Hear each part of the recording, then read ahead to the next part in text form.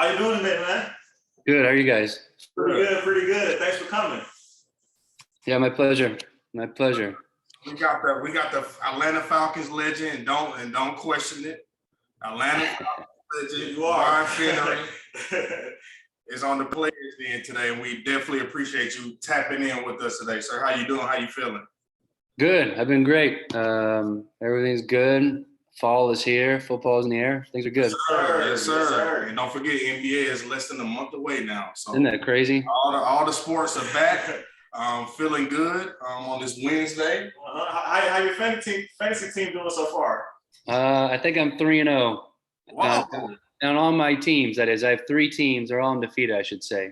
So Okay. who your top player right now in all 3 leagues? All right. So 2 of our leagues, we had the first overall pick. Okay. So Christian. we took McCaffrey. And then in the other one, so my guys, let me see. I got this killed me because we do a Falcons. Coca-Cola sponsors a Falcons league.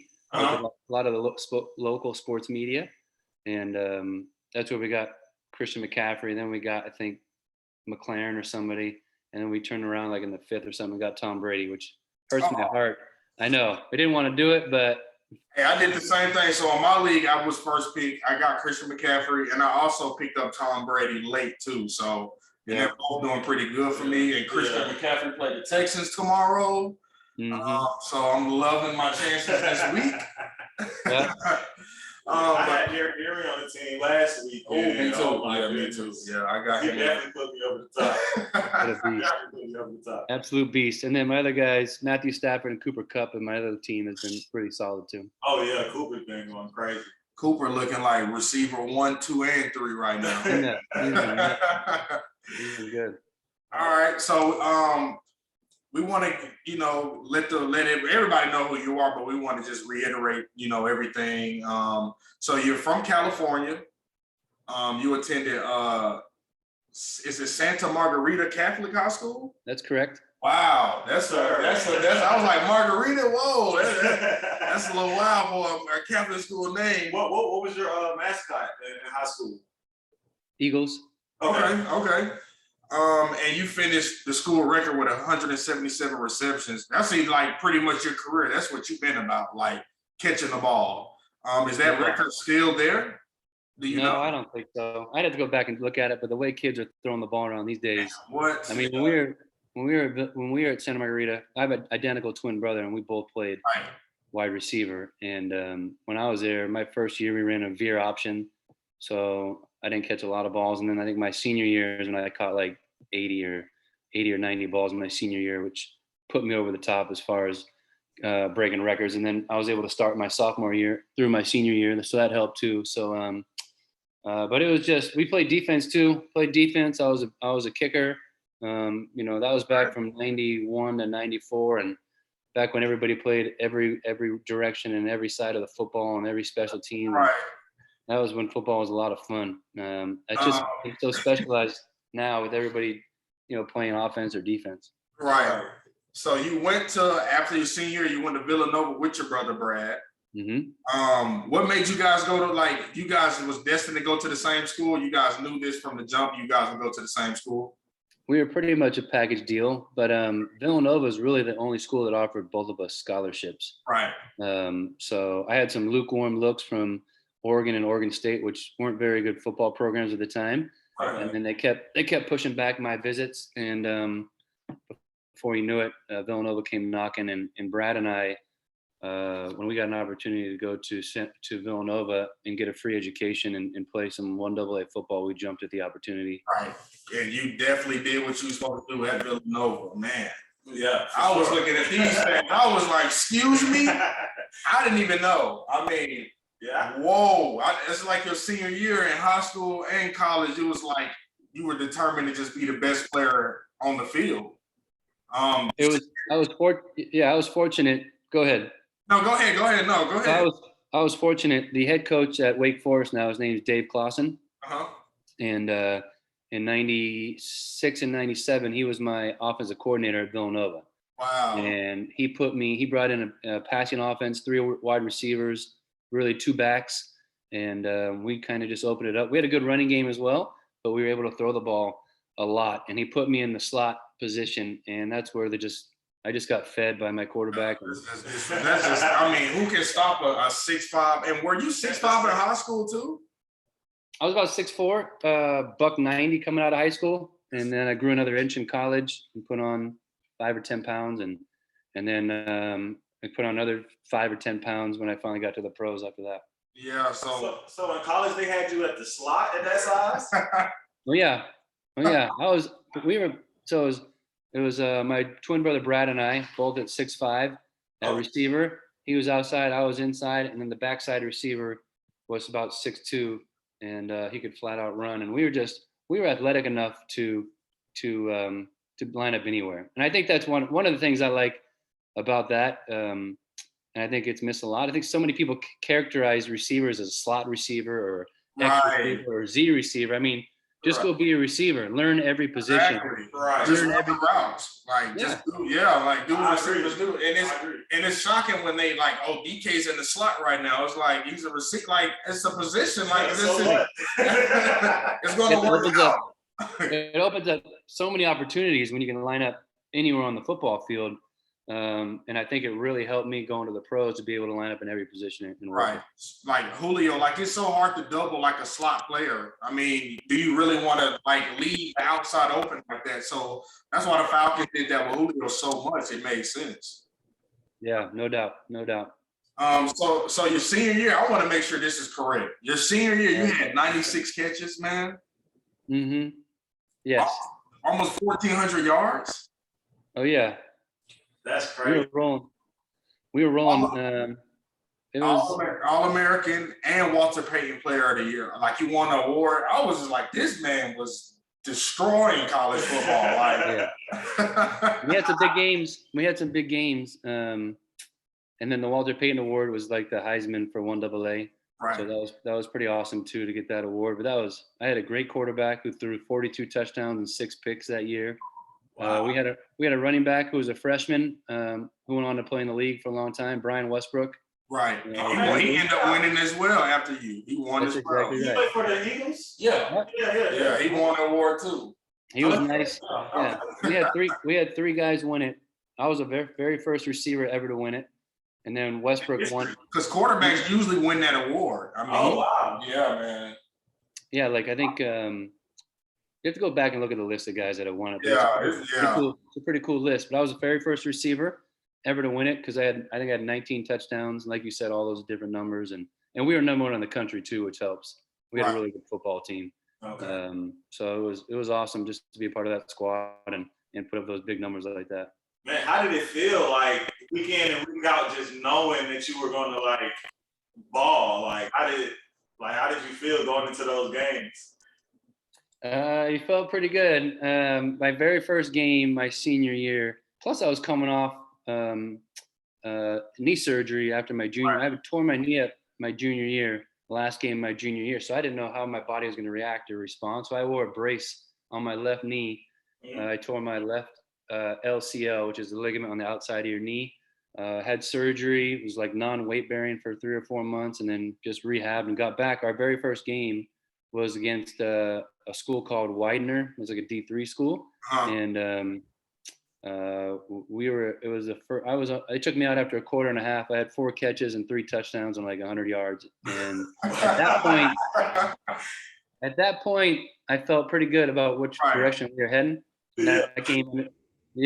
And then the biggest thing for me was having Brad and our other receiver, Josh Dalvin, on the other side because they couldn't cover all of us. Right. So if they decided to cover one guy or play the run or whatever, we had a lot of one-on-one matchups, and we were just ruining kids, and it was awesome. Man, who was the best like defensive player you lined up against in college? So I had some good guys. Darren Sharper was at William & Mary. Okay. Former safety.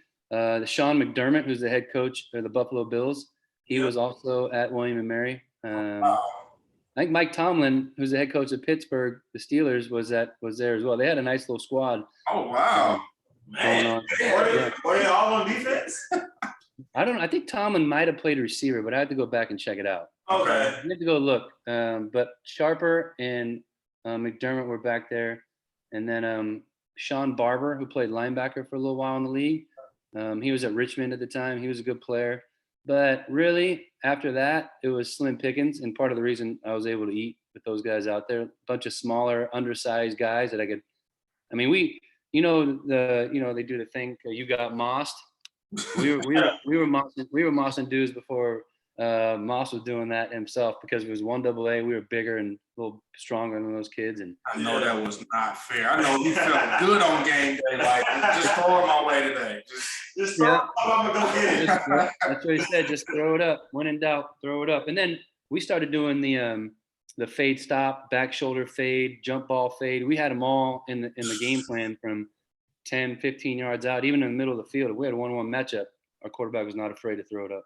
Wow. I bet he wasn't. So you finished at Villanova, over 250 catches, over almost 4,000 yards and 34 touchdowns. How did you feel coming out? Like, did you feel like you were like one of the best receivers in college football? Did you feel like that at the time? I know you played, I see you shaking your head. You're like, no, not even close. So I didn't get invited to any all-star games. I thought I might get a chance to go to the Senior Bowl or something, but I didn't get invited to those. So that hurt my chances a little bit. And then if they're talking about a 6'5", barely 200-pound, and let's be honest, white receiver that's running a 4.6 40 or something at the time. My fastest ever was 4.59, but I was a 4.65 guy. So the numbers aren't off the chart. I was hopeful I might get drafted in the late rounds, but I didn't. So I was undrafted. So I go to the Seattle Seahawks, and like you guys are talking about, I didn't really think I was, you were watching guys play like Tim Brown and God, who else was playing at that time? Randy Moss was coming out, had just come out. There were just a lot of guys. And then I got to Seattle, and I'm looking at Joey Galloway, who's built just like a thoroughbred. I mean, that guy was put together, can run like lightning, and some other guys that were there. So my confidence was not where it needed to be, but I also needed to learn how to play against the big boys. Right. And that's when I took that opportunity to try to do that. And then I got cut from Seattle. I just wasn't quite ready. I needed to put on some weight and work on my game, and then learn how to play special teams as well. And that's what I was able to do when I went to Europe to play with the Barcelona Dragons. Right. So did you get an invite, or did you I'm going? Like, did you just say I'm gonna go to Europe? So Europe, and so my agent, after I was done with the Seahawks, after training camp, one of the receiver coaches there, Milt Jackson, was my receiver coach, and he called me and he said, "Go play football somewhere. Whatever you got to do, go play football somewhere, because you're good enough. You just got to learn some of the different things you got to learn and put a little weight on." So my agent put my name in the arena football draft, and in the NFL Europe draft. And I got drafted in the first round by the Barcelona Dragons on a recommendation from John Kitna, who was a backup quarterback in Seattle at the time. And he had just got back from Barcelona. So he called the head coach over there, Jack McNell, and said, "Go get this kid. He's a good player. He'll be good for you." And then I was able to go to Europe. And I was like third in the league in catches and touchdowns and yards, and had about 11 teams looking at me when I came back from Europe to start that 99 season. How was Europe? Like, I know you're not from Europe, so how was it going over there? Like, how, did you? It was interesting. Barcelona fans, soccer is number one over there for sure. Right. But in Barcelona, we played in a big ass stadium with, they put 70,000 people in it. We probably had 10 or 15,000. So it wasn't a great environment, but we stayed on a little resort town right on the Mediterranean Ocean, and it was Mediterranean Sea, and it was unbelievably beautiful, and the scenery was gorgeous. When we went to Germany, those fans enjoyed the game of football. They like tailgate, and they get drinking and hanging out and watching football. So we had 3 cities we played in Germany: Rhine, Berlin, and Rhine Thunder, Berlin Thunder, Rhine Fire, and there's one more. Anyway, Amsterdam and Scotland as well. So it was awesome to get a chance to travel Europe. and be a part of that. And also, like I said, put on some weight, learn how to play special teams, Right. Start judging myself against other guys that have already been in the league. Because NFL Europe at the time was a place where teams would send players that really didn't get a chance to play enough on their teams, or were practice squad guys or something, or third string DBs that didn't play that much, Right. to see if they could play. So I was going against guys that could play in the league, and that really upped my confidence and enabled me to kind of start building and working on my stuff. Right. Yeah, so it's pretty much like a development league, pretty much for the NFL. I wish they still did that. Dude, I wish it too. I mean, Man, that sounds pretty cool, man. Yeah, it's awesome. So at the time, there was only 5 guys on a practice squad. And when you think about training camp going from 90 to 53 dudes. That's horrible, man. Talking about a whole new team. Exactly. I feel like that can discourage a lot of players from even, trying to go out again. And, a lot of mental health issues. People probably don't feel like they're good enough or whatever. So once they stop playing football, right, they feel like, they've been cut. They don't have anywhere else to go, especially if they don't have like, a good agent that can find them, avenues to continue to play the game. Right. Yeah, it's very true. It's tough anymore. The only thing I like right now, and it gives a lot of guys an opportunity to do something. I think there's a 15-man practice squad, if I'm not mistaken, in the NFL. Okay. So you think about all those guys that got cut, almost half, a third of them are getting back on squads and be able to work hard and get back on and be around football. Because that's the toughest part when you get cut. Like, it's all done. It's over for me. Right. Like you lose your relationships in the locker room. You don't laugh as much. You don't have your boys to hang out with. And it really does take a minute to get accustomed to not being in the locker room. Yeah, that hurts. Like he was saying, like you bust your behind, you do what you got to do, and I see it on Hard Knocks, players be like, what did I do wrong? And it's like, you didn't do anything wrong. We just have enough players there. It's like, why you ain't invite me then? Like, I don't want to come here to play hard and then get cut because you said I did well. Right. That is heartbreaking, man. That's super discouraging. Big time. And a lot of times it's just a freaking numbers game where there's just not enough room. They drafted 2 guys at your position or whatever. So it's tough. It's tough to make it. But they drafted those guys. Yeah, they got it. How was, you said you were in Barcelona. Was Ibiza a big thing in Spain back then? As it like it is now? What do you say? Ibiza? Ibiza, yeah. No, I don't even know what that is. Wow. What is so that? Ibiza, I also did a lot of traveling around Europe because I was in the military, not because I was an athlete, but Ibiza, Spain pretty much is like the #1 party spot on the planet. I've heard of it, but I don't know. They have tons of celebrities go and visit there and hang out there. And I got the opportunity to go, so I wanted to see if you went as well. So I was just actually. Nice. So do you know what part of Spain it's in? It's in I think it's like the lower eastern island or something, if I'm not mistaken.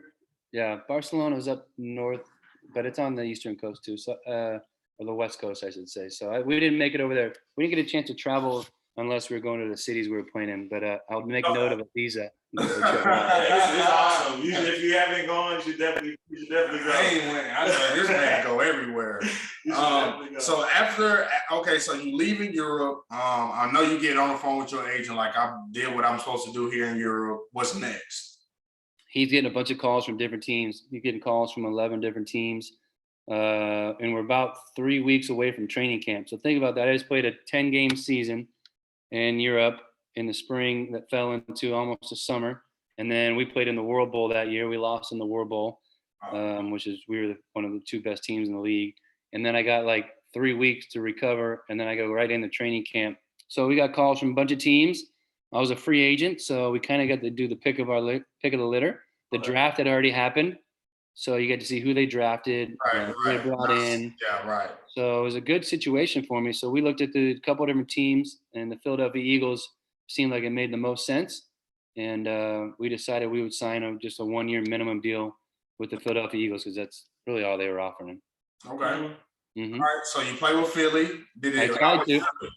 I tried to. It's so funny because there was my very first game. First of all, I made the roster. John Harbaugh was a special teams coach. Okay. And Andy Reid was the head coach. His first time he was a head coach. Right.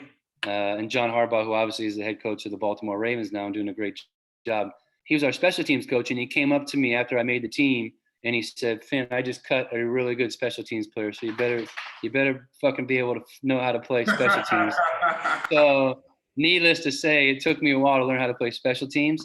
And in my first game as an Eagle, about a minute and a half left, I had a go route on the left side, bump and run coverage, one-on-one. I beat the corner pretty good, and I actually have the video. My brother Brad sent it to me of all times yesterday. Not that I wanted to see it. Oh, wow. So the ball was just a little bit underthrown, and I reached back to catch it. The DB kind of got his hand in there and kind of punched it. And when I went to go try to catch it, I punched it in the air again, and the safety came over and picked it off. Oh, man. Ran it back about 25 yards. They kicked the game-winning field goal like a minute later, and I was the GOAT, and not in a good way. Ooh, it was awful. And then I got cut 4 weeks later. That's tough. You think that has something to do with it? I absolutely, no question. So I don't think I think I had a quad strain. I wasn't practicing very well. And again, I really was still trying to figure out how to play special teams. So all those things really hurt me being able to stick around. So it's funny, man. Seattle and then Barcelona and then Philadelphia, and you think you made it. And 5 weeks into that season, you feel like your dream and your story and your career is over once again. Yeah, so what did you do after that? Like, you call your agent up again, you guys conversating, what's next? Yeah, so talking to him, and you go through waivers and people know you're out there. And I had workouts with the New York Giants. I had a workout with the Jacksonville Jaguars and a workout with the Atlanta Falcons. And my workout with the Falcons was awesome. I'm telling you, Steve DeBerg was throwing me balls. The grass was perfect. My gloves fit perfect. My cleats felt great. Everything was, I caught every ball he threw at me. It was awesome. And so that was about, over that 3-week span, I worked out with those 3 teams. And then I sat for the next 5 weeks. And I was married with 2 kids at the time. So I ran into a guy named Vince Papelli. Have you guys seen the movie Invincible? Yeah, the receiver, the guy who worked at the bar. Yeah. That's right. That's right. So that's when I was playing with the Eagles, we became pretty good friends. And when I got cut, he knew I had wife and kids, and he gave me a job in downtown Philly. Me and his cousin did some construction on like a rental property that he had downtown, and he would throw footballs to me afterwards in a little middle school a couple days a week. If he wasn't available, my wife would throw me balls in the middle school. Wow. And we just try to keep on grinding, man, and stay ready. And then finally, the Falcons called, and December 13th of '99, they put me on their practice squad. Sorry about that. That's all right. So on the December 13th of '99, I got back on the practice squad, and impressed enough people that they brought me back the next year and signed me to a 1-year deal. I signed a couple 1-year deals after that, a 3-year deal, and then a 4-year deal, and 11 years later, I was a Falcon for 11 years. I was about to say, you was a Falcon. It's like you went through all that stuff, and then you was a Falcon. Falcons, and you was stuck. 99 and 2010, man. Yeah, I mean, became a household name. Man, any goal line situation, we like, Brian, stop playing. Don't even play. Fade. Vic, you know what to do. Like, don't try to force it. You got the tallest guy on the field right now. Feed him. Isn't that cool? Well, I appreciate you guys saying that. I was playing with Vic was awesome. He counted on myself and Algie Crumpler quite a bit. We were reliable for him, and he liked throwing us the rock. Man. So I know as a kid watching on the goal lines, I know you brought up Moss earlier, like you were doing it in a college and high school and stuff, but on those fade routes, I would always like emulate those things as a kid on the playground, and you and Moss, over the shoulder catch or a fade route, and so that had a big thing as a growing up in Atlanta on my childhood. So it's like awesome that we get to talk right now. Man, when we saw your Mercedes Benz, I'm like, that's my childhood right there. Right. That's my childhood. We gotta go say something to him, man. Isn't it great? And I was talking to some guys on my radio show today. We're on 680 The Fan, and every morning from 6 to 10, and it's called The Locker Room. And one of the guys, home team, and was like, because he's a lifer here too. Right. He's like, we have to be a better football team pretty soon because you're talking about a generation of young kids, 13, 14, 15, 12, 11, that know nothing but bad Falcon football right now. Yeah. If they didn't start watching heavy football until they were, 2 or 3 years ago, you're talking about 2 or 3 really, really bad football years. And this year, I think can maybe turn around, and maybe you get 8 or 9 wins if you're lucky. But I mean, if you could have like 4, 5, 6 years of bad, I hope I'm wrong, but the way this thing's going right now, you got a generation of young Atlanta Falcon fans that you got to grab a hold of, and like you guys just talked about, impress them and find a way to win ball games. Get to the postseason, man, because it's been ugly of late. Because growing up, it wasn't even about winning. Like, we already know it wasn't about winning. It was just about having a great quarterback and just cheering the team on. I mean, I think the difference between then and now, even without winning, was the culture of the Falcons was fun. Watching the Falcons was fun. Vick and DVD and all those guys that we had, it was all easy to consume as a person that consumes football, right? And it was just fun. Now I feel like I agree with it's kind of hard to watch now, especially Julio leaving. That was just right. Like, whoo, right, man, that hurt.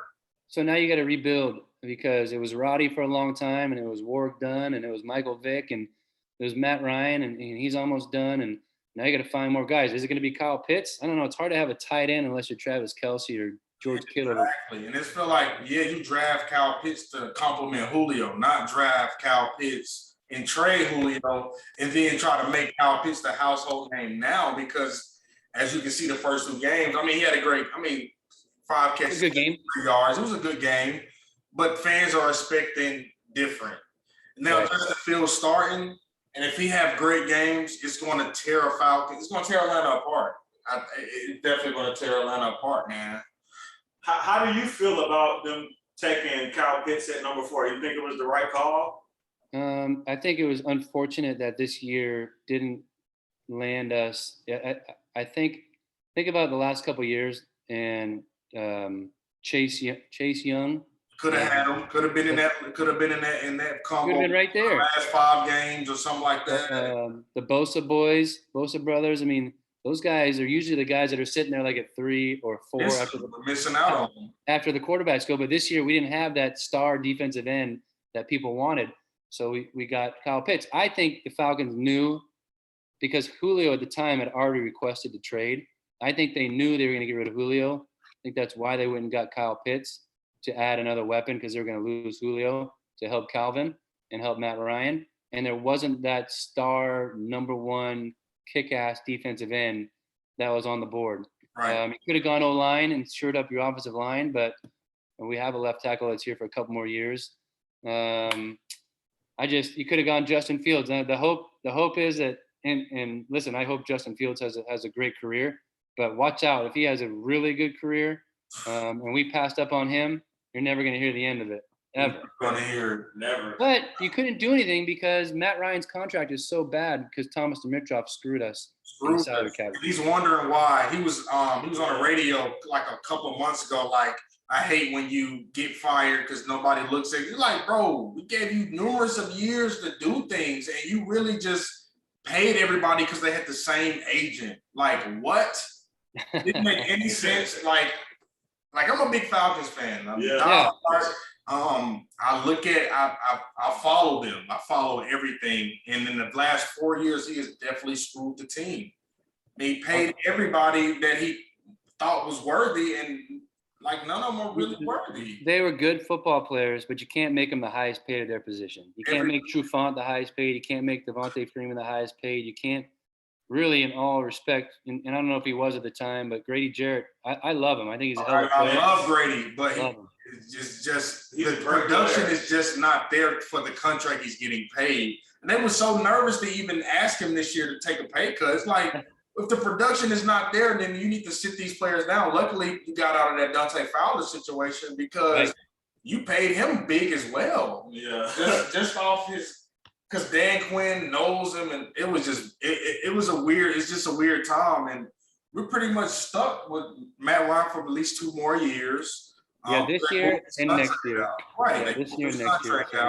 And listen, stuck is hard to say because I love Matt. Played with Matt for 3 years. Right. I wish I was younger when I played with Matt. I played with Matt after 2 knee surgeries, and I was 32, 33, and 34 at the time. So I was at the end of my career. But he's a great quarterback.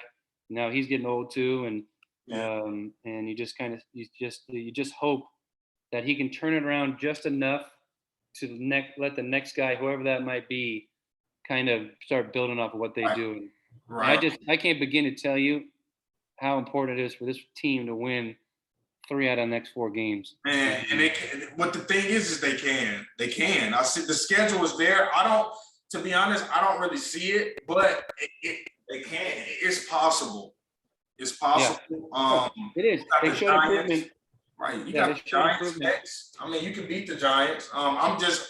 What I'm afraid of is Daniel Jones having that game that quarterbacks have on the Falcons. Or Saquon finally trying to break out, and then he's saying this is his breakout game. Yeah. I don't want to hear that this is his breakout game and he's bad. Seriously, Jalen Hurts completed 77% of his passes against our defense, and then turns around and plays the Niners and completes like 54%. Everybody becomes an all-star when they play us, and it's making me sick. Right. They got a player got paid off the Eagles because he's had a great. It was like, yeah, come on. It's like, do you really want to pay him this? Well, go ahead. I'm hoping he have a great year for you guys, but it was week 1, and right now I just don't see it. The 4th pick, I really didn't like it. I really didn't like it. It really hurt me that we didn't. What do you want him to do? What do you want him to do? I wanted them to get Justin Fields, not to play him right away. You got Matt Ryan 2 years, sit him. It's okay. Sit him for 1? You can't sit him for 2 years and pick him 4th overall. You can't, but it's for me, it's okay. From because you lose Matt Ryan, and then what's the next? Josh Rosen. We haven't had the best career so far. Felipe Franks is coming off an injury. That's why he left Florida, and that's why he went undrafted. I mean, so it's just like, you don't really have a future at quarterback. You got this tight end that you drafted top 5.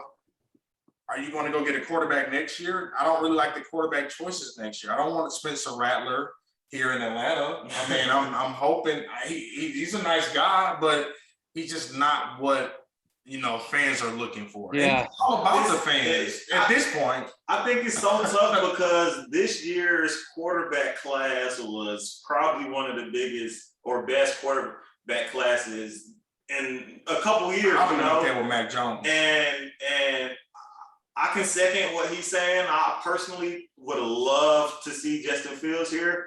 That was who I wanted us to pick. Of course, I don't think we could have sat him for 2 years, but in a perfect world, I know I'm not a GM. I'm not pulling strings, and I can't control trying to get rid of Matt Ryan's contract. But I would have took Justin in a perfect world. I would have took Justin Fields and tried my best to unload Matt. Yeah. But it's like, and I love Matt Ryan, but I think it's just time, It's just a love and hate with me. I love Matt Ryan. The stats are there. Great. I mean, he's top 10 in passer all time. He's a Hall of Famer, MVP, took us to the Super Bowl, threw it to 11 to 15 different players that year. Mm-hmm. I love Matt Ryan. Yeah. But the 2 left feet is a problem for me. And another thing, I think the stat was in the first 14 years, he has the most passing yards of any quarterback ever. Right. And that's no, you can't, bat your eye. That's a great stat. That's like all-time level pass. Right. So I respect the hell out of Matt Ryan, but at the same time, I don't think he's good for winning ball games in Atlanta anymore. It's I think it's a sentiment a lot of fans have and feel right now, and it is, everybody's gonna have their own opinion, and I don't necessarily disagree. You just kind of, you got to protect him, and it starts up front. And if it breaks down, he's in trouble. And although he did run a zone read for I think it was a 2 point. It looked good though. That read looked very. I mean, you're not expecting Matt Ryan to pull that ball. Did he jump over someone? Yeah, he did. That impressed me. I can't lie. So we'll see what happens, man. I think, and again, I hate to do it, but Thomas Dimitrov put us in a bad spot, and we got to work our way out of it. And Arthur Smith and Terry Fontenot got their hands full trying to figure it out. But I think between the Giants and is it Washington and New York, beat and them. the Jets in London, Right. We got a chance. We got a good chance to win some ball games. Because we beat the Panthers last year. I mean, you know, we can do it. I just don't think. Do you really want to win a lot of games? Do you want to try this year? That's true. And we missed out on Chase Young. I just knew we was going to get Chase Young. We won 5 games straight at the end of the season. I was trying to save. It was like they was trying to save Dan Quinn, and he still ended up. I'm like, yo, no. Nightmare situation. I would kind of want to rewind real quick if you don't mind. Yeah. You played with Michael Vick. How was that? Yeah. So Mike was awesome. Young guy when he came in, and I'll just kind of put it this way. Mike and I had a great relationship in the locker room and on the football field. I tried to get Mike to come over to my house and watch like Monday Night Football if the Saints or Bucks were playing, to kind of sit and watch their defenses, but he never was really interested in that. He lived in my neighborhood. Y'all lived in the neighborhood. Yeah. Wow. Yeah. Later in my career, and by 05 and 06, we lived in the same neighborhood, and he said as much when he did the Michael Vick 30 for 30. He wishes he would have studied more early in his career. Right. But he was so competitive. He was so much fun to play with because all he wanted to do was win and compete. And he gave me chances to make SportsCenter type plays for him. Yeah. He trusted me, like I said. He was funny. He had a great sense of humor. Again, we had a great relationship. And then, like I went to Jim Mora one time, who was our coach from 04, 05, and 06. And I said to him, Coach Moore, I'm trying to get Mike to come over and kind of watch some film or do something, but it's just not catching. And then Coach Moore kind of put it this way. He said, Finn, listen, you're All-American dad. Mike's kind of hip hop nation. He's living and enjoying it and doing his thing. I was like, all right. I'll chalk it up to that, but we got to figure something out because we got some talent. We had some talent, and Mike was a special quarterback to come and do the things he did, and then everything else that went on behind the scenes that a lot of us weren't familiar with or aware of was tough to swallow. But the redemption story that he's put together has been it was love coming back, getting to play well with the Eagles and Steelers. That was, amazing. Like I was so happy that he beat that. That was this. I just thought it was going to be for the rest of his career. They was going to put that on him. But I'm glad he took the steps though. He did what he was supposed to do. Big time. To clear his name. They made an example. They made an example of him, unfortunately, because nobody who was in the same type of, crime or whatever, ever got treated that way or punished as hard as he did. So for him to come back, he made a lot of money. It was that Nike endorsement, that $100 million. It was the money, and it was a lot of things. Yeah, right, and a lot of things. But it was awesome. I loved him. He was a great friend and still is. Maybe when I see him, it's always fun to catch up, and sometimes he shows up for Falcons kind of alumni games and get a chance to hang out. And he's doing a great job with Fox when he did it last year, and great job on TV. Very smart. Really put his. It's been fun to watch his story get to where it's at today. Right, definitely. What any other players that you're like close to after life of football? We had an unbelievably tight wide receiver meeting room, and we had 5 guys, including myself, that played 10 plus years in the league, all in the same meeting room at different times. And it was Eric Weems and a special teamer and a little bit of receiver and kick returner. He did everything. Roddy White, one of my good friends. Michael Jenkins. Still talk to him. Great guy. All those guys still live here in Atlanta and stay in touch and group text and everything else. Harry Douglas, we do a bunch of community relations stuff together and different Falcons events. So those 5 guys, we have a pretty tight bond with the group that we had together. It was pretty special. So those guys, and then I have guys across. I still talk to Chris Chandler, my first quarterback in Atlanta. Every once in a while, he's living in Utah with his lovely wife, and Brian Kozlowski was a tight end back in the day. He's out in California. there's a number of guys, but you got to make an effort to do it. It's like anything else. It's like, I don't know what branch of the military you were in, but once you get out, unless you make a concerted effort to stay in touch with your brothers and your boys, it can go away pretty quick. Yeah. So it's crazy that you say that, because just tomorrow I'm going on a trip with my closest military guys that I formed a bond with in the military. We all going out to Washington D.C. So it's crazy that you say that. What branch were you in? I was in the Army. All right. Well, we appreciate your service, man. Good work. Definitely. I have a question. I want to know who is the best defender you ever went against, and who is the best player you've seen, whether it was from the sideline, another offensive player, wide receiver, quarterback, just the best player you've seen in person, and the best player that you went against. Oh, man. So I'll give you a couple corners that I got to play against. Early in my career, Troy Vincent was awesome in Philadelphia with the Eagles. We got to play against him. Champ Bailey when he was in Denver. He was tough. I had a nice little comeback catch in front of him. That was pretty cool. Luckily, a couple of Falcons do. Luckily. Yeah. And then there was a cornerback in Philadelphia. It was a third corner. I'm going to forget his name. I blame it on all my concussions. Son of a beanbag. It was I can't remember. I'll think of it before we get out of here. But he was a cornerback and went to Green Bay and was their number one corner. And he followed me all over the field one time when I was a number one receiver here in Atlanta for the year or two I was. And it was tough, man. When you're that number one guy, man, you're focused on their best guys covering you. That's why it's so special to see what guys like Julio and DeAndre Hopkins and Roddy White, those guys do what the other guy's best player on you. Man, it's pretty special. And Roddy White was so physical. I loved it. Oh, yeah.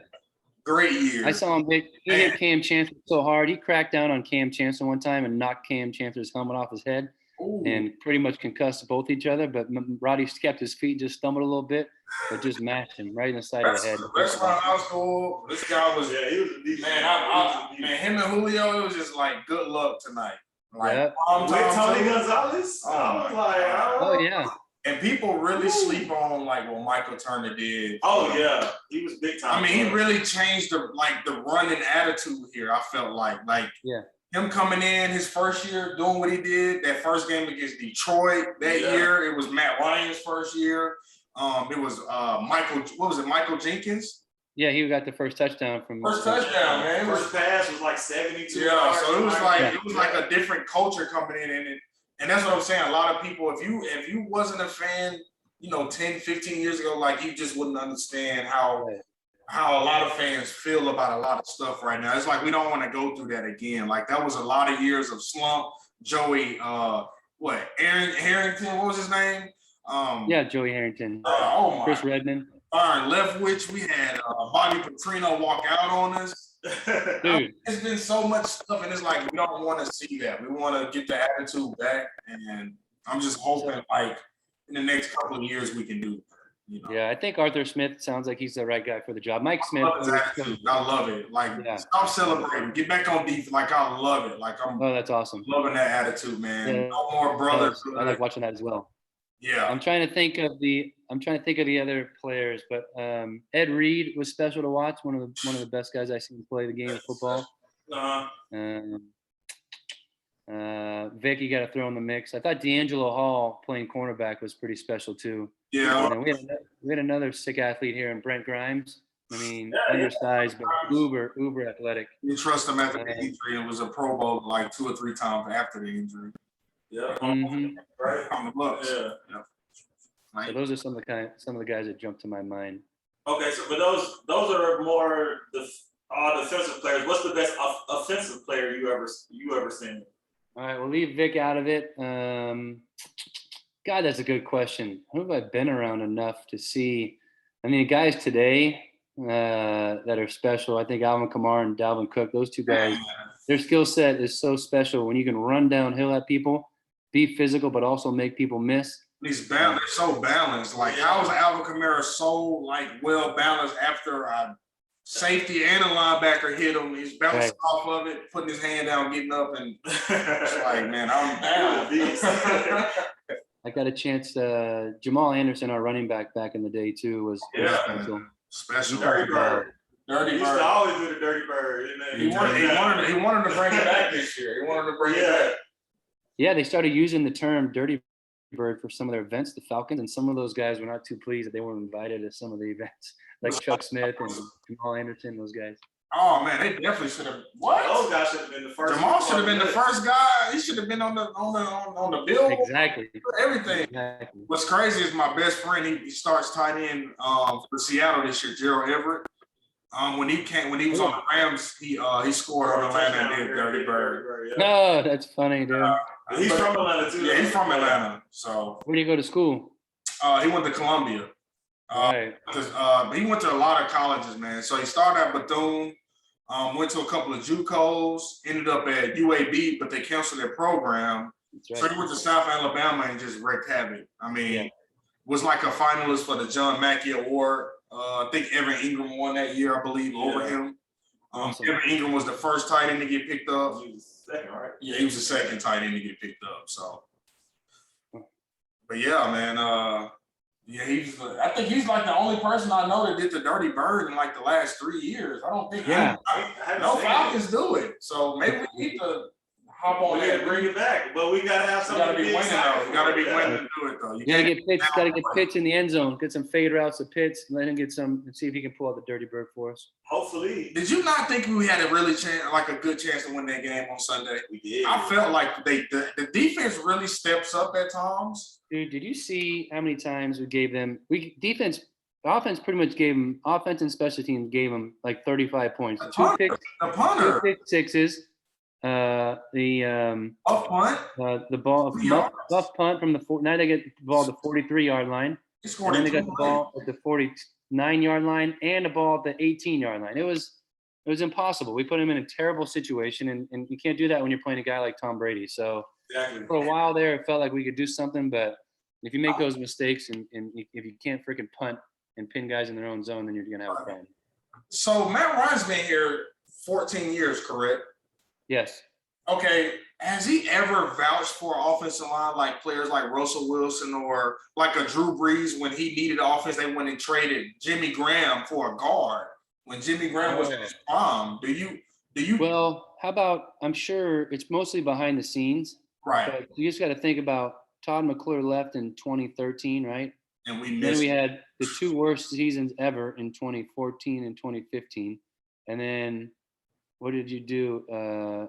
I guess you went and got Alex Mack. So that's a Pro Bowl center you paid $10 million to because you had to, because the offensive was so bad. So Matt definitely played a role in that, but it's all behind the scenes and everything else. Right. Why wouldn't you want to protect your quarterback at full capacity? Why wouldn't you? Like if you had a quarterback who's top 5 in this, won an MVP, took you to the Super Bowl, you don't think he can get back there? Why wouldn't you at least try to protect him? It's a good question. I think they tried to, dude. They've tried to, but Thomas Newcroft couldn't pick offensive linemen. And then they drafted McGarry and Lindstrom. The short arm syndrome again. We call him T-Rex arms. That's what we call him. It's like you went and got another Sam Baker. It's like Sam was strong, but he just didn't. Right. Listen, now all you can do, because those are our guys. I mean, that's who we have now. So, but Caleb is very good though. Well, Lindstrom. I'm sorry. He's graded. He's graded. He's graded top 8 guard right now. His grading efficiency was like at an 82 or something. So I mean, he's doing his job. I mean, but you got like 4 other players who's not. Yeah, they're not. Then you expect Matthews. You strong as the You expect Matthews. I was hearing speculation they was trying to move Matthews to right tackle. I'm like, whoa. We got to let it play out, boys. We got to let it go and hope that Jalen Mayfield gets better, because it doesn't look like we're replacing him. You got to hope Matt Hennessy gets better at the center position. Caleb McGarry continues to improve, and you got to win games. The only way you kind of really build momentum and confidence is by winning football games as a group. and protecting your quarterback. So let's hope they can do that over the next like 3 or 4 weeks. And if they play like this Sunday against the Eagles, their game is won. The game is won. Like, Yes. no question. Like, most definitely, that game is done. Like, but you know, I figured this, and I told people like, don't try to go under on Matt Ryan this week because he tends to play good against good teams, especially against division games. You like, know, and he played good last year. He put up 400 yards on this book. Right. Yeah, so I was telling people like I don't know about, and a lot of people went on Prize Picks and went under on Matt Ryan, and he definitely, you know, but I don't really have I'm like I said, I'm diehard. I don't really have the most like I don't think things are going to change right now because, like you said, Arthur Smith they're just in a situation right now, and he's just expecting different results. Maybe not right now. And if it's not this year, I'm not mad. I'm not expecting really like a lot of fans were expecting like playoffs this year. And I'm like, what? Nope. Yeah, I came into this season with absolutely no expectations. Right. Let's just try. Let's just try to build and find, you know, good players like we did with Aluakon, you know, from Yale. You know, nobody was expecting him to be, you know, what he is now, and he's that guy. So let's just try to find those gems. And I think the defense, I like Means. I like the D line a little bit this year, way better than the last 2 or 3 seasons. Yeah. So let's just hope for the best. Let's hope and pray that we get better, man. What do you feel about the running back situation? Mike Davis or Patterson? I like Cordell. Patterson runs hard, man. I mean, Mike Davis has had, I think last week he had 4.2 yards per carry. We just can't get him loose and get him open consistently. Like the first half against the Eagles, we had 110 yards rushing. They go for it. Yeah. So, but I like Patterson. I like what he brings to the table.